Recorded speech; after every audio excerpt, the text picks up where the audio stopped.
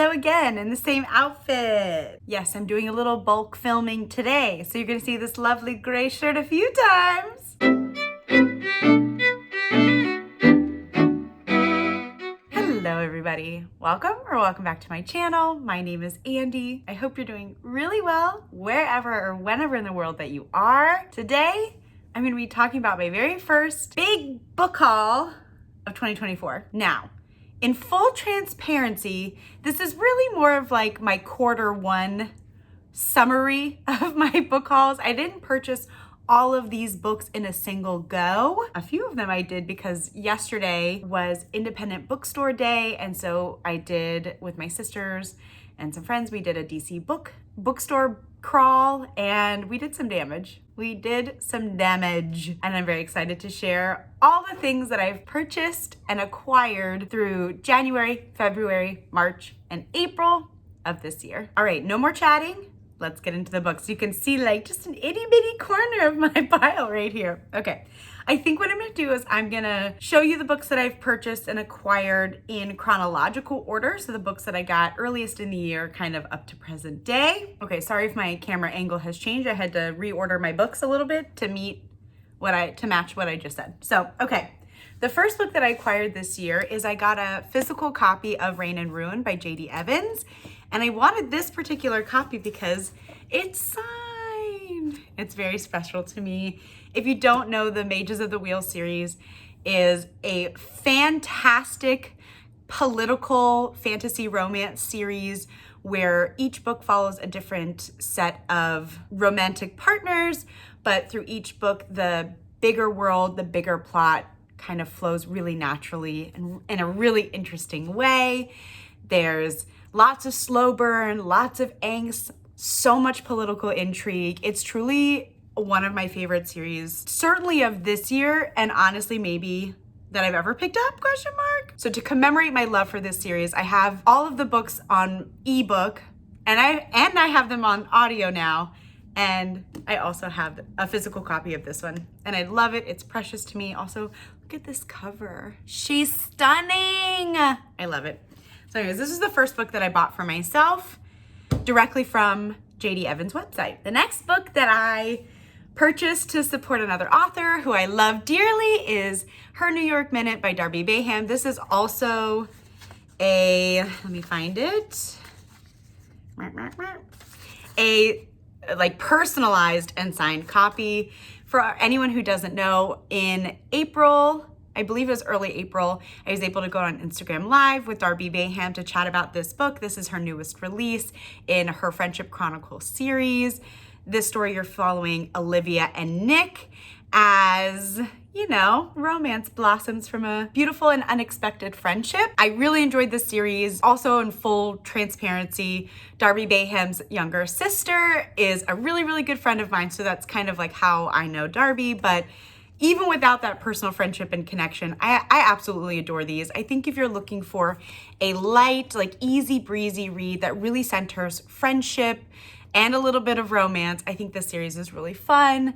Highly recommend. So I was very excited to get my hands on a signed copy of this. So I love this book, love Darby. A mini book haul situation that I did with my sister. Her and I were on our way to go see my grandma and sort of made an impulsive stop at Barnes & Nobles. We joke that we say the name of that bookstore chain wrong, and now I genuinely don't know which one is correct. Is it Barnes & Nobles? Barnes & Noble. Anyways, one of the books that I purchased while I was there is The Great Divide by Christina Enriquez. This is a book club pick that my work book club selected for April/May. We haven't picked our book club meeting date, but this is our next read. I don't know much about this other than it's following a story of laborers on the Panama Canal. So it's historical fiction. And I don't know much else. I'm really excited. This cover is beautiful, but people seem to really enjoy it. It has really impressive ratings on Goodreads, etc. And so, yeah, I wanted it because even though I will probably consume this story primarily through the audio because that's my preferred way of reading, I loved the cover and I wanted it on my shelf. And it's fun, like, to go to the book clubs and like actually have the book. And if there's quotes, I can kind of mark that down. Although I'm not huge with annotating, if I decide to do it in the moment, I have the physical book. So I bought this book. Another book that I purchased from Barnes and Nobles was Wayward by, I'm reading it backwards, Amelia Hart. I think that's right. I don't know anything about this. I think it's kind of a witchy book, but I was suckered in because I loved the cover, and the sister that I was with read it recently and really enjoyed it and thought that I would also really like it. So I decided to buy it. I haven't read it yet, but it's so pretty. I'll probably read it eventually. Oh yeah, they call us witches. We call ourselves Wayward. I don't know what that means, but it's a beautiful book and I'm gonna read it eventually. The last book that I bought from this Barnes & Noble's location was Malice by John Gwynne. I do have the audio version of this as well I purchased it through Audible. Oh my God, like 3 or 4 years ago. I think for this chunky fantasy series, I'm gonna wanna do the immersive reading where I'm listening to it while simultaneously reading it. So I wanted like the big kind of floppy paperback edition so that if I ever finish I'm forgetting in this moment, what is the Brandon Sanderson, the big series with The Way of Kings, and I'm currently in the middle of Words of Radiance. Oh my God, this is so embarrassing. It's only the most iconic fantasy series like to ever be written. The Stormlight Archive. Yikes, that's embarrassing. If I ever finish that series, this is kind of next on my list. What is this series called? The Faithful and the Fallen by John Gwynne. I'm trying to think if anybody in my immediate personal friendship circle has read this, and I'm not sure if anybody has. So hopefully it's great. I've heard it's very adventurous and there's some really complicated and compelling characters. I think there's some really great action fighting scenes. I'm a sucker for an epic fantasy, so I'm excited. On to my next section of books that I've purchased recently. These are all the books that I got from Independent Bookstore Day, and I'm pretty excited about my little haul here. Not little, I mean, this is huge for me. I don't often buy this many physical books like in a given year even. I was really excited. The first book that I got was Abby Jimenez's new release, Just for the Summer. I'm obsessed with Abby Jimenez, especially her newer releases. Part of Your World was my favorite book from 2022. I think that was the year that it came out. I loved Yours Truly from last year, and I'm equally excited for this story.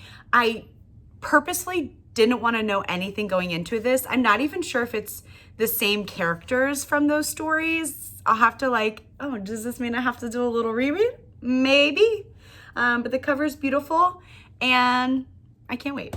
The next book that I bought it was a bit of an impulse buy for me. I am nowhere near in the headspace to even tackle this series. But I decided to buy Ship of Magic by Robin Hobb. 4-ish years ago, I read the Farseer trilogy and I enjoyed it. It wasn't like as good as people hyped it up. It wasn't as good for me. It's a very character-driven, like epic fantasy story where you're following this sad boy, whose name I'm forgetting in this moment. Fitz is his name. So the Farseer trilogy, you're following Fitz as he's like living his life. This, I think, is in the same world, but following very different people in a different region. I think this story, you're following these like pirates and they all have these magic ships that you can communicate with. This feels a little more my speed. So I'm excited to eventually get to this series, but I have so many other big fantasy series that I want to get to. So I don't know when I'll actually read this like trilogy within her bigger universe, but yeah, I figured why not? I saw it and it's, ow, I keep bunking my computer. And it's again, the like big floppy paper version, which I really like. And so I bought it. If you've read the Live Ship Trader series by Robin Hobb, I'm so curious. Let me know your thoughts if you liked it more or less or equal to the Farseer trilogy. I also got a physical copy of Remarkably Bright Creatures. I read this for the book club I'm in with my best friends from college. Our book club is called Bibliophile Biddies, but I'm also reading this for the book club I'm in with people in my apartment community. And so I wanted to buy this because I really, really enjoyed this story, but I also want to be able to lend it out to some of my neighbors in case they need a physical copy themselves. And also just like, look at this beautiful cover, just Marcellus. I loved it. It was great. You should read it. Also from Independent Bookstore Day, I bought Sea of Tranquility by Emily St. John Mandel. If you watched my May TBR, I might read this for my seasonal science fiction pick. I actually don't know anything about this. I've heard people say that she's a great author and her books are really interesting. And so I bought it. I also do find the cover like very, very tranquil. And so I liked it and I bought it. Did I need it? No, but I wanted it. Okay.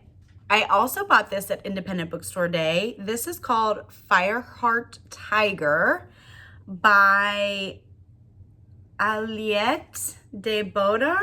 I'm not sure if that's how you pronounce their name, but this is itty bitty. It's a little fantasy novella and it's a romance. And my understanding is that this princess sort of gets sent away or becomes a hostage of another enemy kingdom.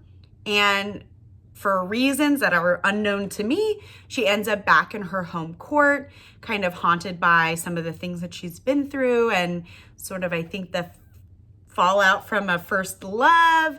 And as she's kind of engaging in these political machinations, now that she's back in her home kingdom, I think she's reunited with this love interest. And I think there's some political drama and some love drama. And I don't know, I just was intrigued by the premise and it's short. And I feel like this would be a perfect pickup for whenever the next 48-hour readathon that I do. I feel like this will be a perfect one.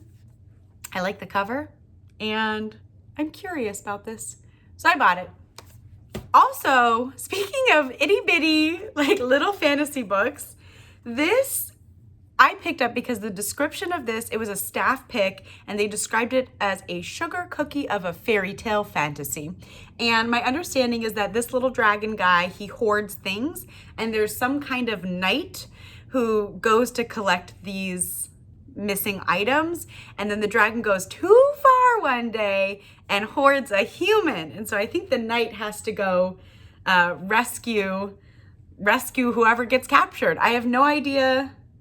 Maybe Sir Violet. Maybe the knight is a lady knight. I don't know, but I like this cover. A sugar cookie of a fairy tale. I think that's going to be a real feel-good story. And again, it's so itty bitty.